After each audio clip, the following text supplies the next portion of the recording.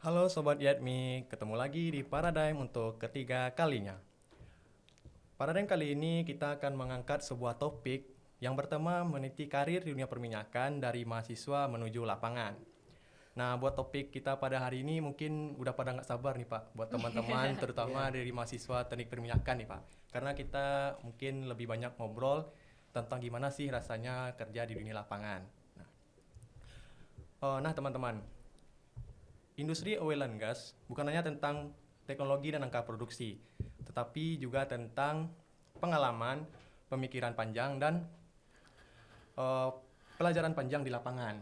Oke. Nah, pada paradigm kali ini, kita menghadirkan seorang praktisi oil and gas nih, Asik.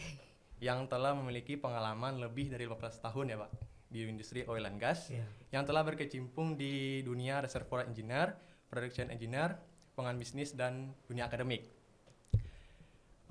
Dan pada paradigm kali ini kita telah duduk bersama nih teman-teman dengan narasumber kita pada hari ini, yaitu Bapak Nurkhozin Adi Nugroho atau yang biasa dipanggil dengan Bapak Adi, benar ya Pak? Iya, Iya. Mas ya.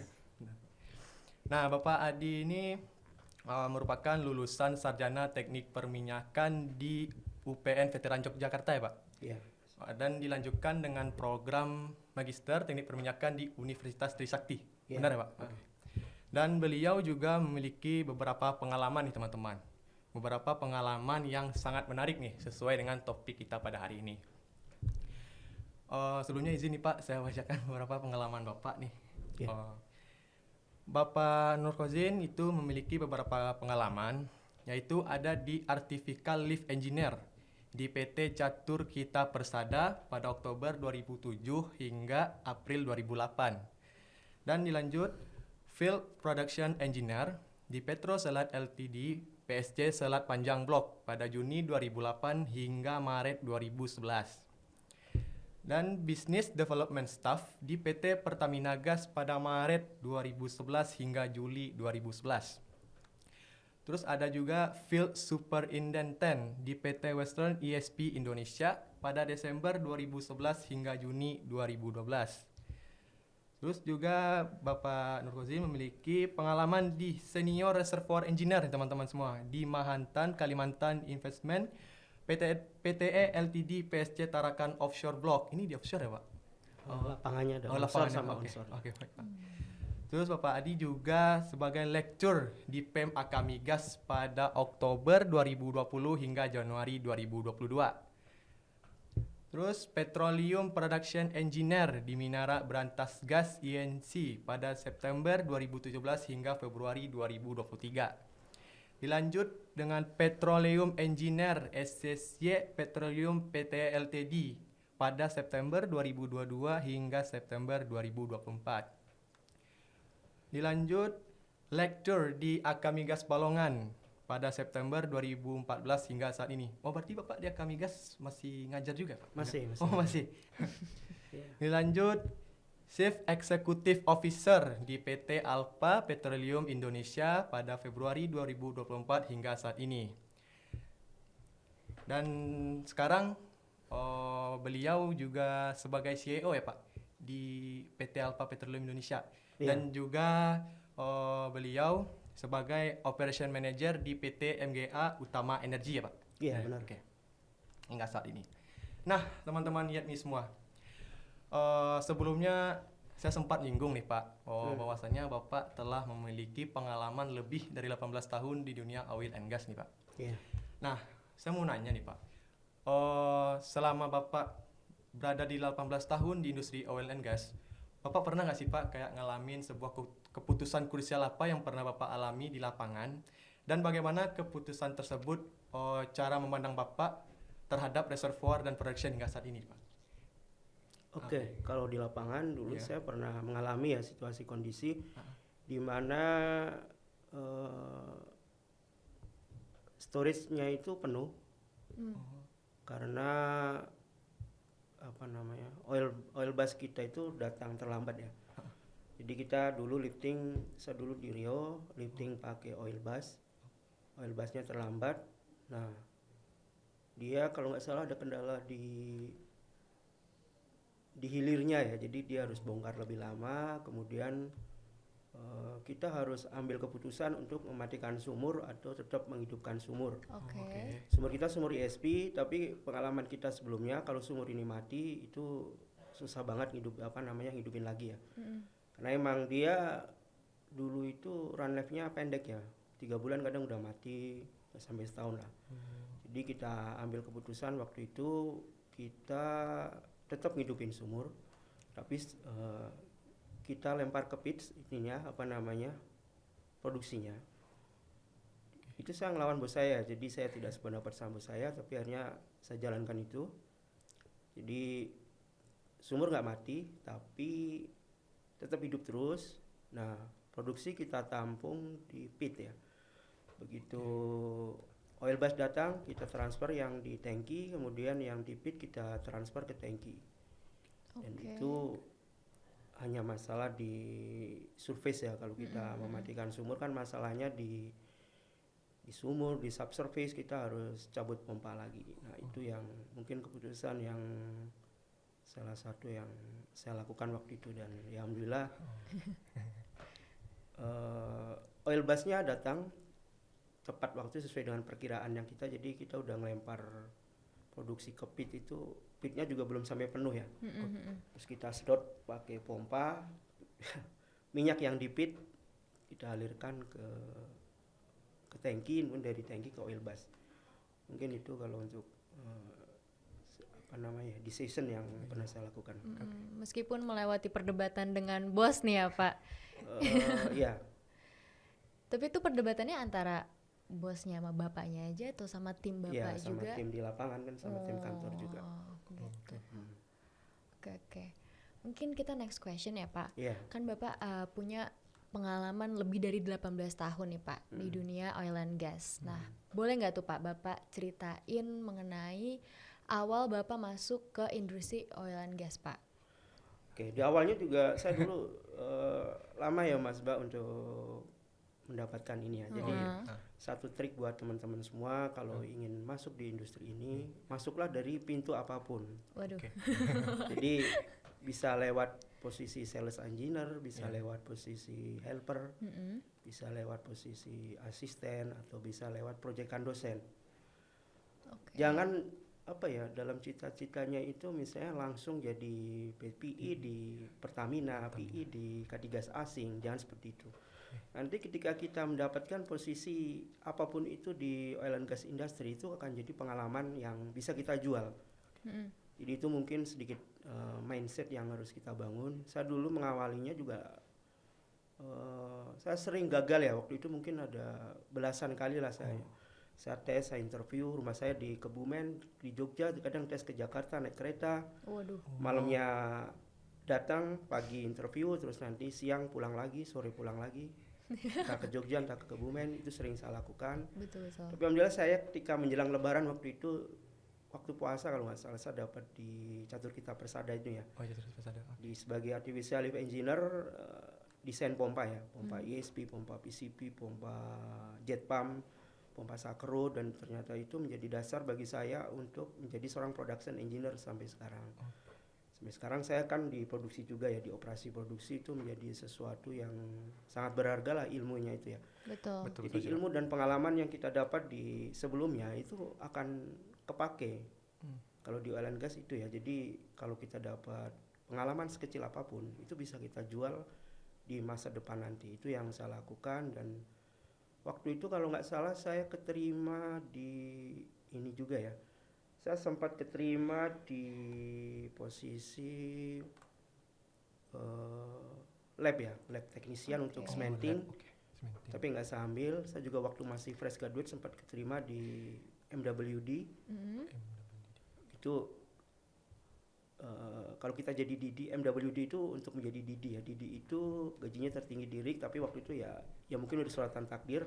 Saya nggak ambil juga, itu waktu awal-awal ya. Nah, ternyata karir saya itu dari artificial lift ini bisa menjadi production engineer, bisa menjadi petroleum engineer, bisa sekarang menjadi operation. Itu sangat karena kan kita kalau kerja di lapangan itu yang paling ini kita harus ngerti sumur. Betul. Kalau kita ngerti sumur ya kita harus ngerti pompa ya, artificial lift itu ya. Nah, itu mungkin yang pondasinya dulu. Saya berasal dari bawah dulu, dari dasar-dasarnya artificial lift di sumur, mungkin itu ya.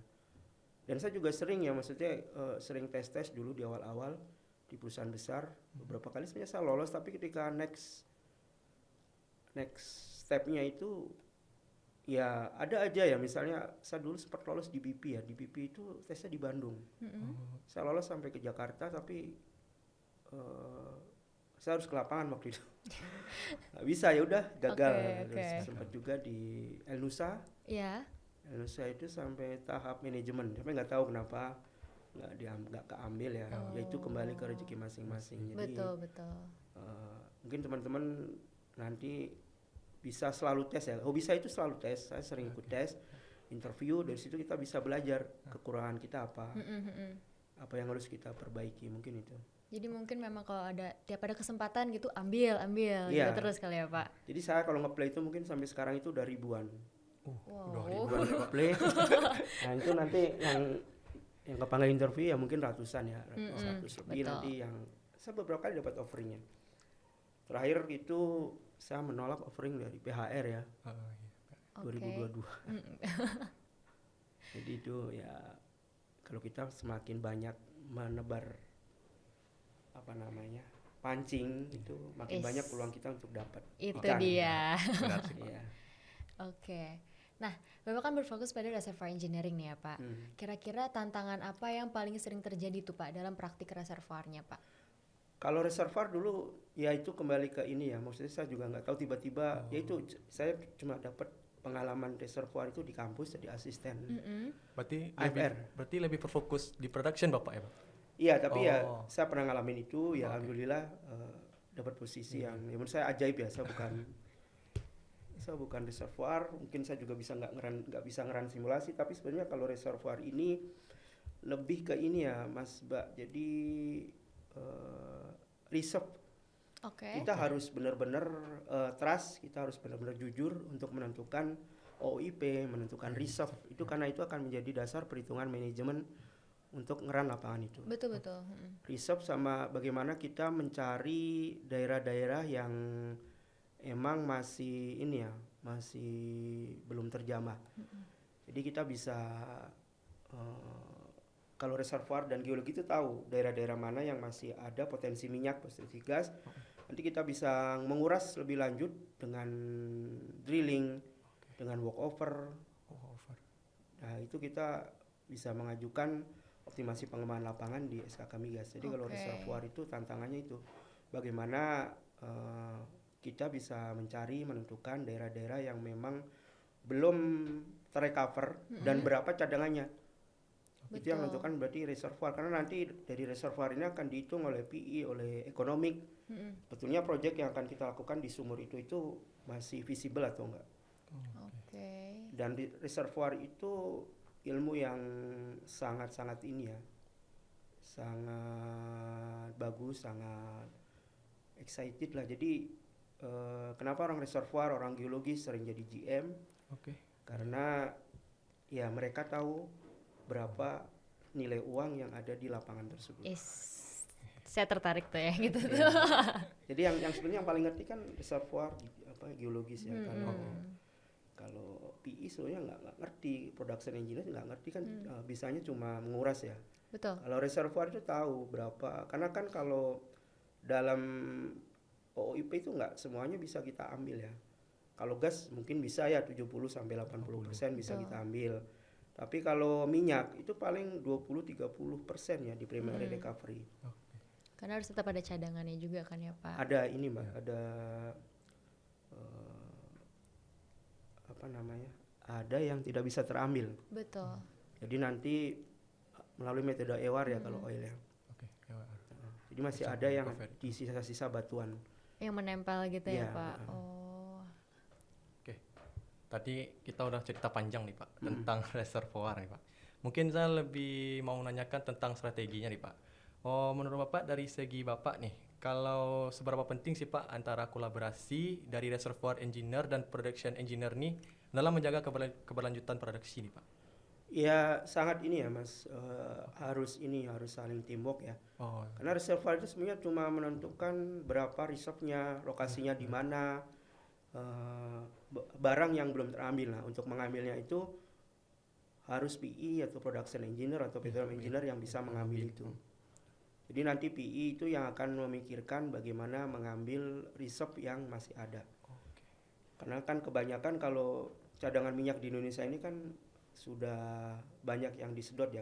oh iya, Jadi benar. tinggal reserve sisa lah. Betul. Nah, sisa-sisa itu yang tahu sebetulnya reservoir geologis ya. Nah, untuk mengambil itu ya production engineer, petroleum engineer. Berarti bagian dari orang geologis tuh ada terikatan juga ya, Pak? Ya, Oh, geologis sama reservoir engineer itu harus kerjasama ya, harus karena kerjasama. keduanya ya nggak bisa bekerja sendiri, jadi ada teamwork di situ. contoh aja kita di kampus ya tentang Iya. petroleum system tuh. Betul. Petroleum Kalau di kampus system. kami kan juga ada teknik geologi Geologi, ya, Pak. nah. Nah, itu kalau saya lihat sih matkul-matkulnya, pembelajaran-pembelajaran mereka tuh lumayan mirip gitu sama Yang kita. Iya. Mm-mm. Oke, Pak.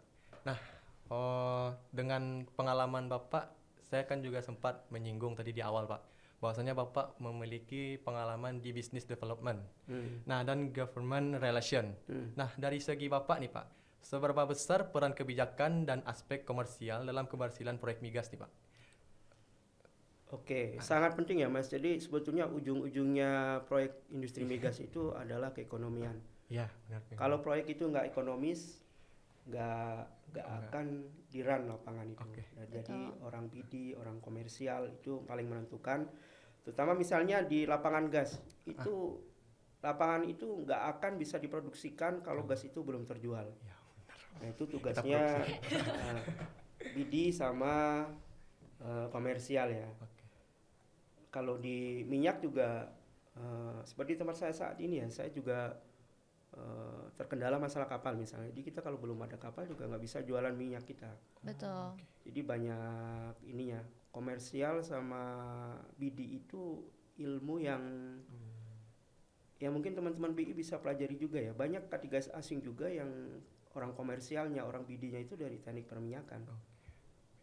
Jadi bisa teman-teman pelajari juga ilmu komersial, itu nggak ada di kuliahan, Oke. nggak ada kan? Benar-benar. Tapi ada di dunia kerja, business development juga ada. Jadi mungkin apa yang kita pelajari di perkuliahan itu masih berapa persennya ya dari Ya, yang masih kalau berapa misalnya persen nanti ya. pas Ya. prakteknya gitu. Masih Kecil nggak Pak? Iya. Menurut Bapak? Iya kecil, jadi kayak BD itu ada di bagaimana kita mengembangkan bisnis perusahaan ya. Seperti di Alpha Petroleum ini, ya saya belajar dari masa-masa lalu.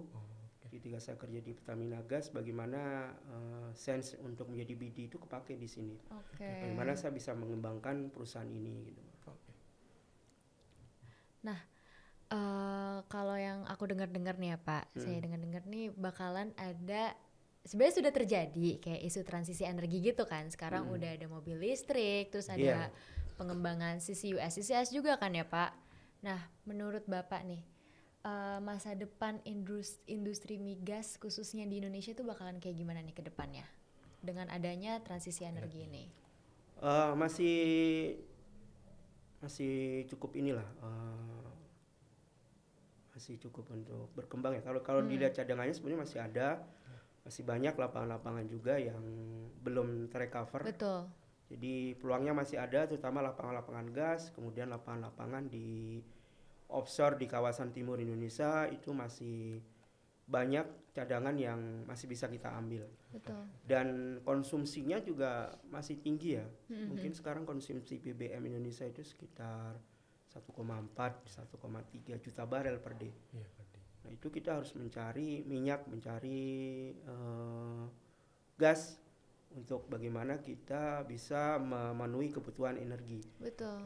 Jadi mungkin kalau itu sih masih lama ya untuk transisi energi ya, mungkin masih beberapa puluh tahun ke depan. Tapi ya kalau kita lihat kan mobil bensin pun masih laku kan. Masih banyak juga ya Masih terjual. banyak dan masih banyak yang pakai juga. Betul. Jadi masih prospeknya masih ada. Masih bagus aman lah ya buat kita sebagai anak-anak perminyakan nih. Masih mungkin kalau 100 tahun depan nggak tahu ya, tapi kalau masih usia kita itu masih lah. Berarti one day bakalan bakalan punah gitu kah? Apakah Kayak kira-kira prospek-prospek kerja buat anak-anak perminyakan gitu. Enggak juga sih Mbak. Jadi bisa ke geothermal. Oh ya, ya, geothermal. ya. Geothermal itu mirip sama petroleum ya. Kalau di Upper nggak ada ya. Spesifik geothermalnya? Ada dari teknik geofisika.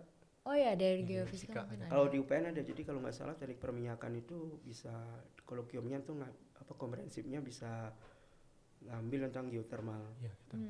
Dan potensi geothermal itu potensinya sebenarnya tertinggi di dunia. Oke.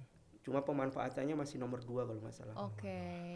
Jadi teman-teman teknik perminyakan bisa Boleh. lari ke geothermal karena sebetulnya Indonesia itu Arab Saudinya geothermal. Wis, itu dia. Oke. Nah, Pak, tadi kan rekan saya sempat menyinggung tentang transisi energi nih, Pak. Oh, menurut dari sudut pandang Bapak terkait dengan reservoir dan production engineer, apakah masih beradaptasi nggak Pak terhadap transisi energi ini?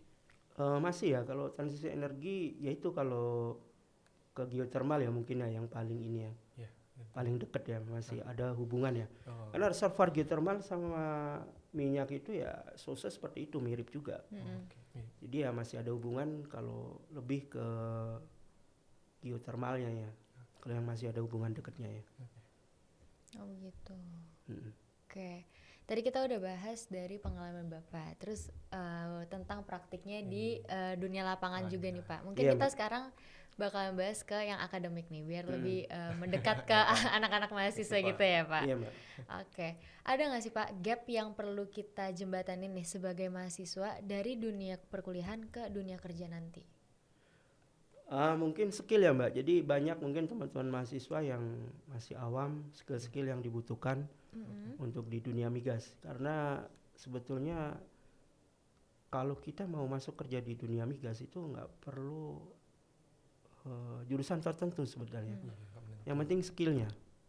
Kita harus mempunyai pengetahuan, kita harus mempunyai capability, kita harus mempunyai kemampuan yang dicari perusahaan. Caranya gimana? Coba baca-baca info lowongan, baca requirementnya. Di situ akan kelihatan posisi itu membutuhkan skill apa. Betul. Nah, caranya kita mendapatkan skill itu bisa ikut training-training bersertifikat atau ikut sertifikasi, ikut pelatihan di misalnya ikut sertifikasi di Pustikan Migas Cepu, ikut training di Alpha Petroleum itu sangat membantu ya. Jadi ini sedikit contoh, kalau misalnya kita ingin menjadi reservoir engineer, kita harus bisa software misalnya Petrel, TINAF, terus kemudian apa ya, CMG. Berarti banyak-banyak ikut software training tuh ya Pak? Ya, terus kemudian kayak komersial ini mungkin nggak ada softwarenya, tapi ikut training-training ya seperti di Alpha besok Sabtu ini gas komersial. Boleh tuh Itu teman-teman. ya Boleh tuh teman-teman yang mau nggak ikut. ada di Oke. kuliah ataupun di training lain, Benar, tapi benar. ngerana itu bisa kepake, bisa kita tulis di CV kita tentang komersial gas, punya knowledge di komersial gas, punya skill di situ, di body email ditulis, nanti kalau ada interview kita bisa cerita bahwa kita mungkin belum punya pengalaman, tapi kita pernah punya ikut training ini buktinya. Kita jelasin komersial gas itu dari A ke Z-nya. Itu akan menjadi pengetahuan sendiri. Terus kemudian kalau teman-teman susah cari kerja, coba cari kerjaan yang emang lebih general ya. Seperti project engineer. Project engineer itu gampang sebetulnya. Project control. Oke. Kita harus punya kemampuan software Microsoft Project sama Primavera. Nah, gimana caranya? Ya, ikut training. Kita lampirkan sertifikatnya di CV, kita tulis kita ikut training, kita punya skill tersebut. Jadi buat teman-teman semua coba upgrade skillnya di bidang apapun. Misalnya drilling juga kan ada beberapa software yang memang harus dikuasai ya. Betul. Kemudian pengetahuan misalnya tentang MWD, mud logging, wellset geologis itu bisa kita dapat melalui training-training, melalui sertifikasi. Nah itu buat teman-teman. Kenapa susah cari kerja? Karena nggak punya skill yang dibutuhkan di perusahaan. Jadi Iya itu sih. ya. Jadi kalau saya sekarang skill yang saya jual adalah saya PI tapi saya menghandle marine engineering, kemudian menghandle shipping. Saya harus cari kapal, kemudian menghandle operasi produksi lifting oil. Itu kemampuan itu mungkin jarang yang orang punya. Betul. Jadi kalau mau teman-teman laku itu cari pengetahuan, cari skill Betul. yang tidak dipunya orang lain. Anti mainstream tuh. Ya, itu caranya gimana? Ya ikut sertifikasi, ikut training. Saya pernah waktu itu saya pengen menjadi company man ya, karena saya udah bosen pengen jadi lapangan. Saya ikut sertifikasi di Pustikan Migas Cepu. Saya ngambil yang drilling sampai level juru bor kalau nggak salah. Level juru bor, kemudian well service itu saya punya APPS waktu itu. Ahli pengendali perawatan sumur. Saya beberapa kali kepanggil ya. Menjadi well service engineer, menjadi company man. Tapi karena emang ya masih mikir-mikir ya waktu itu apa namanya ya, kadang nggak datang ya. Kadang nggak interview tapi nggak keterima, tapi ya itu, jadi ketika saya upgrade skill saya itu ya orang akan tertarik ke saya. Betul.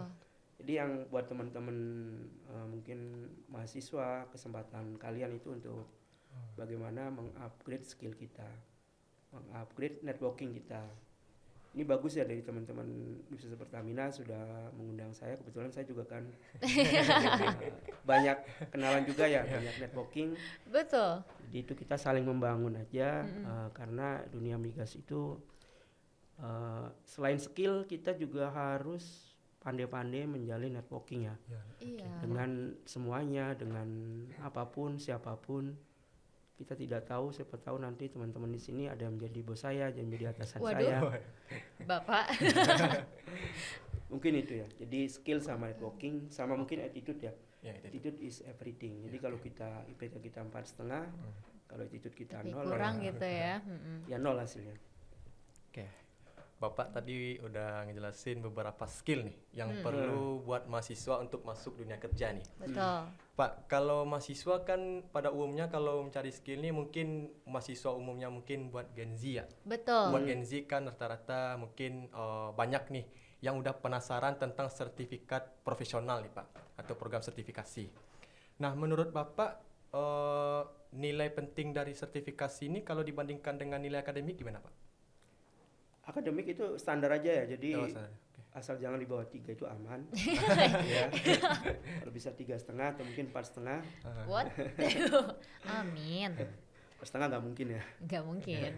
Nah teman-teman semua kalau ada yang pengen cari program sertifikasi boleh banget nih sama Bapak Adi nih. Bapak Adi banyak menyediakan beberapa program-program sertifikasi.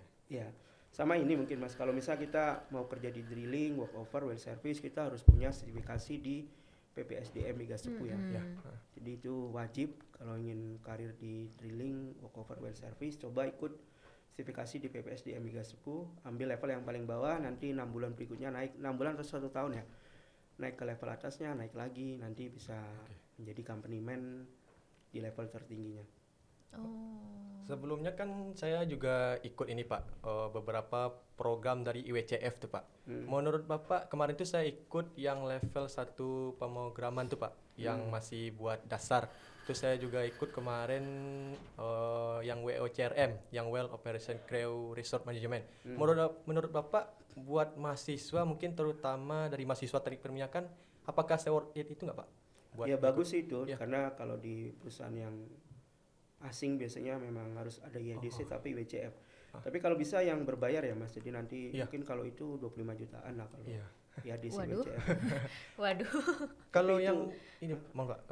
Kalau yang saya pernah ngelihat di beberapa aplikasi LinkedIn, terutama mungkin senior-senior petroleum, itu ada saya lihat di profil LinkedIn Pak. Beliau tuh menampilkan ada beberapa program sertifikasi A sampai Z. Itu tuh program apa seperti apa tuh Pak? Yang A sampai Z. A sampai Z. Ya. Saya pernah lihat. Apa itu terkait dengan drilling, Pak? Kalau yang sertifikat biasanya banyak drilling ya. Kalau reservoir produksi tidak ada. Tidak ada. Oke. Sertifikat kalau yang internasional itu ya DC, WCF. Kalau yang lokal itu di PPSDM Migas Cepu. Ya di sini masih terikat dengan Petronas seperti apa? Oh enggak ya? Enggak, seluruh dunia sih. Seluruh dunia. Oke.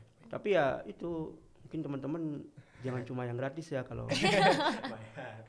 Bayar ya, padahal saya ngincernya yang gratis.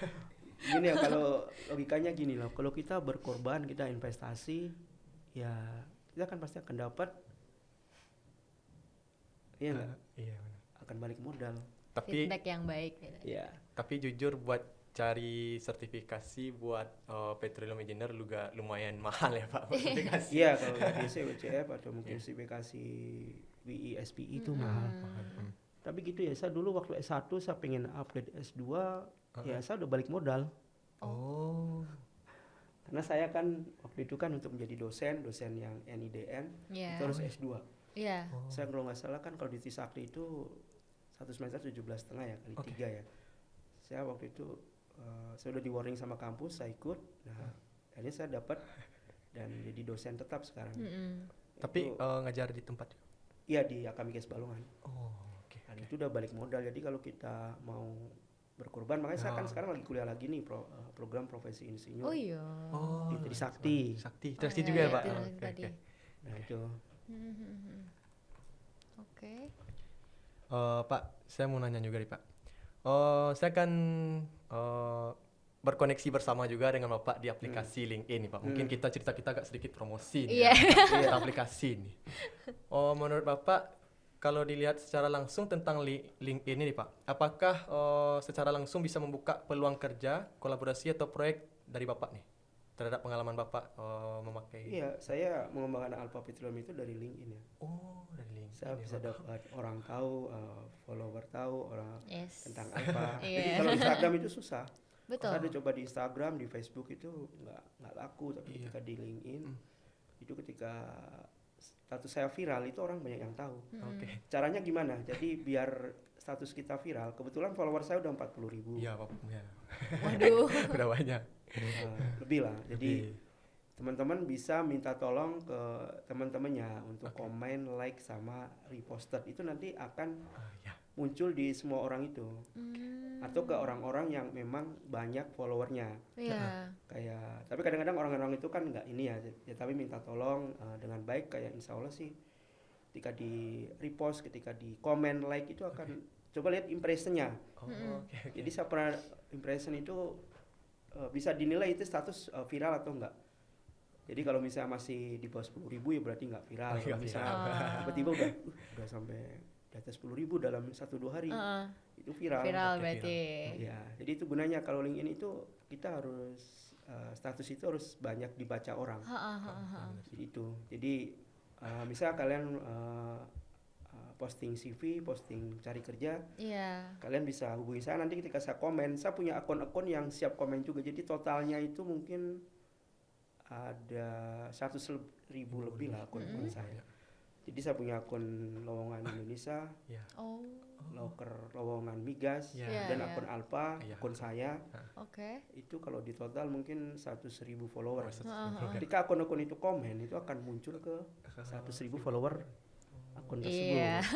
Itu Tapi Bapak menggunakan aplikasi link ini dari tahun kapan, Pak? udah lama ya, dari lama. mungkin 15 tahun lah. Iya. Oh, berarti mungkin pas perkuliahan kali Bapak belum ini kan? Belum, Dulu kan ya, dulu belum belum ini ada. ya. Setelah belum saya ada. kerja baru ini. Iya, baru hype ya LinkedIn itu. Dan LinkedIn itu biar status orang itu muncul di home kita harus follow mereka. Jangan di add. Akun saya nggak bisa di add. Udah limit berarti ya, Pak? Iya. Oh, udah Cuma limit. 30.000. Ais. Sudah limit nih teman-teman semua. 30.000, jadi di follow aja. Ada caranya kok, follow di klik kanan biasanya ada follow. Iya, follow.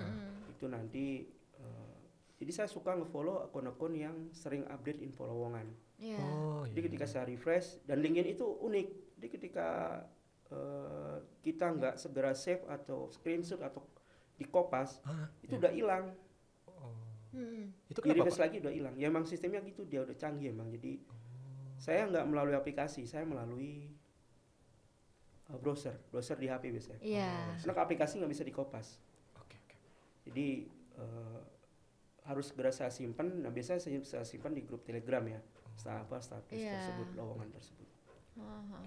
Tadi kita udah cerita tentang LinkedIn nih, Pak. Nah, menurut Bapak, saya sebagai mahasiswa bersama rekan saya nih, Pak. Menurut Bapak, buat mahasiswa dan fresh graduate dari petroleum engineer, mungkin hal apa yang paling penting nih Pak buat ditampilkan di profil LinkedIn mereka buat nanti mungkin Betul. buat teman-teman yang mau cari-cari kerja Iya. dari LinkedIn gitu. Saya kayak LinkedIn kita berdua masih kosong tuh. Ya mungkin pengalaman di kampus ya. Pengalaman di kampus seperti pengalaman jadi asdoks, asdos, asprak, organisasi, Betul. lomba-lomba, kemudian bisa software apa aja, cantumkan, dan jangan lupa cantumkan di bawah nama itu yang akan di-search oleh HRD di bawah nama itu loh. Oh. Headline di bawah nama itu yang Iya, penting. iya, iya. Jadi jangan headline di bawah nama itu misalnya mencari kerja atau apa, enggak, jangan tulis saja petrol engineer, Betul. Iya software sih. engineer. Bisa dibaca di LinkedIn saya itu kan saya headline ya. Iya. Untuk di bawah namanya itu. Sejauh ini kan Bapak udah lebih dari 15 tahun memakai aplikasi dari LinkedIn nih Pak. Iya. Menurut Bapak dari aplikasi LinkedIn ini apa kesalahan paling banyak nih Pak dari pengguna-pengguna aplikasi LinkedIn nih Pak? Suka komen interested. Oh. Oke. Itu Dari- nggak boleh sebetulnya. Oh, Maksudnya nggak etis lah, masa posting lowongan interested. Iya Padahal sih. nggak perlu ya. Jadi tinggal di play aja, atau mungkin kalau ini di japri aja orang CV-nya gitu. Iya Tapi sih. sejauh ini dari LinkedIn Bapak masih ada juga gitu Pak? Masih ada ketika saya posting lowongan kadang interested. Oh, masih ada juga. Interested. Saya kadang mau marah. Saya diemin aja. Oke. Karena kalau kita marahin juga malah dia malah berdebat kadang. Apa? Betul. Oh ya betul, Kadang betul sih Pak. kalau kita ya udahlah saya ngalah aja gitu. Nah Pak, menurut Bapak dari segi IPK, sertifikasi atau pengalaman organisasi nih Pak, apakah lebih relevan untuk ditonjolkan di LinkedIn menurut Bapak? Pasti ditonjolkan Pak? Iya, semuanya ditonjolkan aja ya. Ditonjolkan IPK, aja, oke. terus kemudian pengalaman organisasi, pengalaman jadi asdos, asprak, kemampuan skill Wah, iya software. itu. Betul. Software. Jadi kalau di kampus ya jangan cuma kuliah makan tidur ya. Ikut organisasi, belajar software, ikut lomba-lomba. Oke. Itu akan menjadi nilai jual bagi diri kita. Oke. Betul. Mungkin kita masih berbicara tentang LinkedIn nih Pak. Iya. Menurut Bapak mau cara yang lebih bagus nih Pak buat memanfaatkan LinkedIn dan juga untuk membangun networking di industri oil and gas. Nah teman-teman, jujur nih, saya sebagai project manager dari Paradigm itu buat pembicara kita hari ini saya dari aplikasi LinkedIn juga, benar ya Pak? Nah, mungkin buat teman-teman nih yang mau cari-cari pembicara atau buat ada kegiatan project-project, mungkin Iya. LinkedIn ini juga sebagai solusi nih buat teman-teman semua nih. Betul sih. Jadi menurut Bapak gimana Pak tentang Pemanfaatan LinkedIn ini. Iya, LinkedIn itu powerful ya. Jadi sekarang kan semua HRD, semua user profesional itu memakai LinkedIn. Jadi yang penting kita sering posting aja ya. Kalau kita sering posting, kita akan viral. Orang banyak yang tahu kita, jangan diem aja ya. Iya benar. Misalnya posting tentang kegiatan ini bisa diposting di LinkedIn. Posting misalnya teman-teman ada menang lomba, bisa ada kegiatan-kegiatan di kampus. Iya betul. Itu bisa diposting di LinkedIn. Bisa software apa, posting aja di LinkedIn. Boleh misalnya minta tolong saya untuk ngeviralin bisa. Wis. Oh, oke. Langsung Punya- kontak aja nih. Mungkin total follower saya di akun-akun saya selain akun yang tadi juga ada akun lowongan, akun alpha itu, sama akun yang lain itu mungkin 100.000 lebih lah followernya. Oke. Kan saya juga pernah ngelihat nih Pak, Bapak beberapa kali ada update status tentang info lowongan kerja. Itu berarti juga termasuk dari networking Bapak sendiri kan Bapak? Apa itu udah ada dari organisasi ini Pak? Yang udah. Kalau lowongan kerja biasanya kadang ada yang saya butuh, Ah. mungkin ada teman yang nyari. Oh, boleh tuh teman-teman yang nyari. Kalau mungkin juga kadang saya kopas saja dari status-status orang atau dari Petromindo. Oh. Tapi sekarang saya jarang ya kalau di status pribadi itu paling di tempat saya sendiri. Tapi kalau yang status lowongan itu di akun lowongan migas sama lowongan Indonesia biasanya. Saya kopas aja. Jadi Iya, oke. saya sering mendapatkan. Jadi mungkin belum banyak yang tahu ya bagaimana memanfaatkan LinkedIn ya. Iya. Jadi saya kadang mungkin orang itu kadang nggak pernah follow akun itu. Jadi itulah hebatnya LinkedIn ya. Jadi belum tentu postingan lowongan tersebut itu tahu semua orang. Iya. Kadang hanya orang-orang tertentu yang tahu. Tiba-tiba muncul. Nah itu saya biasanya seperti itu. Jadi kebetulan saya pionir juga ya, jadi saya kadang kalau saya kopas ke grup-grup saya itu langsung kemana-mana. Nice. Ini sumbernya dari saya nih. Makanya kadang saya keep, kemudian saya hanya di status WhatsApp saya. Oke. Info lowongan tersebut. Jadi biar mungkin buat teman-teman saya itu saingannya lebih sedikit. Kalau saya coba tapi kadang kalau yang udah terlanjur viral ya saya ikut-ikutan viralin aja untuk status tersebut. Biar ya. rame gitu rame, ya. Ya. Oh gitu. Hmm. Oke Bapak, ini mungkin menjadi pertanyaan terakhir Iya. yang menutup acara Paradigm kita kali ini ya Pak. Aku mau minta saran nih dari Bapak, nasihat dari Bapak untuk para engineer muda yang mau berkarir di industri energi. Kira-kira ada pesan apa tuh Pak buat engineer muda? Ya ini ya, jadi harus selalu belajar, terus upgrade ilmu, upgrade knowledge, upgrade skill. Ya. Jadi jangan males, misalnya udah kerja terus males ikut training, ikut sertifikasi, upgrade ilmu, males kuliah lagi. Jadi kalau mungkin teman-teman susah cari kerja, coba kuliah lagi, bisa menjadi dosen, bisa menjadi dosen praktisi. Betul. S2 Teknik Perminyakan ada di Trisakti, di ITB, di UPN, itu akan menambah knowledge kita, skill kita. Jadi buat Betul. teman-teman jangan lelah, jangan berhenti untuk belajar, upgrade diri, upgrade capability, upgrade skill. Pokoknya anytime itu belajar lah. Bisa lewat pengalaman di dunia kerja, bisa belajar itu bisa lewat dunia training, dunia kampus. Jadi sebetulnya kalau di industri migas ini apa ya, ilmu itu akan selalu berkembang. Bisa kita dapat dari dunia akademisi, dunia kerja, sama yaitu training dan sertifikasi. Mungkin itu. Betul, berarti mempersiapkan banyak-banyak ilmu gitu ya Iya, Pak. harus banyak ilmu ya. Jadi cuma ngandelin ilmu-ilmu dari kampus. Betul. Kalau saya lihat teman-teman yang rajin ikut training di Alpha itu Saya sering tuh Pak.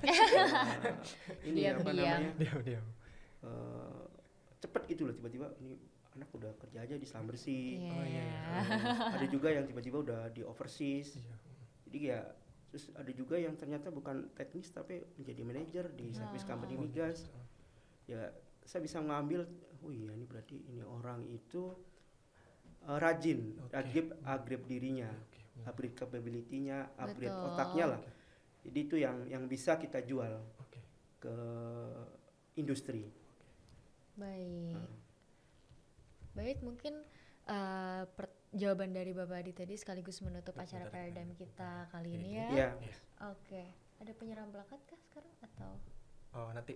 Oh, setelah acara ini ya Pak, Oh, iya, akan iya. ada sesi penghargaan ya Pak.